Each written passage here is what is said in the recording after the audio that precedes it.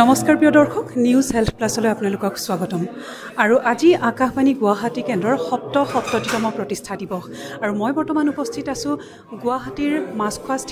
মাছখোৱা প্ৰাগজ্যোতি সাংস্কৃতিক প্ৰকল্পত আৰু মোৰ সৈতে বৰ্তমান উপস্থিত আছে অসমৰ স্বনামধন্য সংগীত শিল্পী পুলক বেনাৰ্জী ডাঙৰীয়া আৰু তেখেতে আজি কিছু সময় পিছতে ইয়াত অনুষ্ঠান পৰিৱেশন কৰিব আৰু যেহেতু আমি পুলক বেনাৰ্জী ছাৰৰ গীত সৰুৰে পৰাই শুনি ডাঙৰ হৈছো সকলো শ্ৰোতাই জানে তেখেত আমাৰ অতিকে আদৰৰ আৰু তেখেতো এগৰাকী ৰেডিঅ' আৰ্টিষ্ট এটা সময়ত তেখেতে নিজে অনুষ্ঠান পৰিৱেশন কৰিছিলে আৰু ৰেডিঅ'ত তেখেতৰ বহুতো গীত এতিয়াও শ্ৰোতাই সদায় শুনিয়েই থাকে আজি তেখেতে ইয়াতে অনুষ্ঠান পৰিৱেশন কৰিব আজি ছাৰৰনো মনৰ অনুভৱ কেনেকুৱা কি জনাব আমাৰ দৰ্শকক এইখিনিতে সুধিব বিচাৰিম আপোনাক এইটো এটা নষ্টালজিক আজি এটা পৰিৱেশ কিয়নো দীৰ্ঘ প্ৰায় 57 বছৰ মই ৰেডিঅ'ৰ লগত যুক্ত হৈ আছোঁ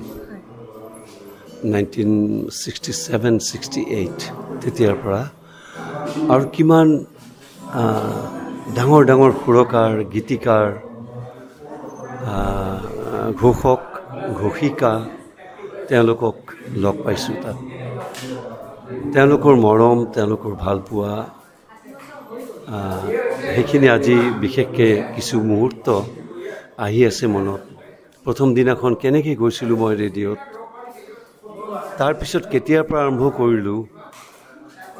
সকলোৰে আদৰ মৰম ভাবি আছোঁ আজিৰ দিনটোত সঘনে কথাবিলাক মনলৈ আহি আছে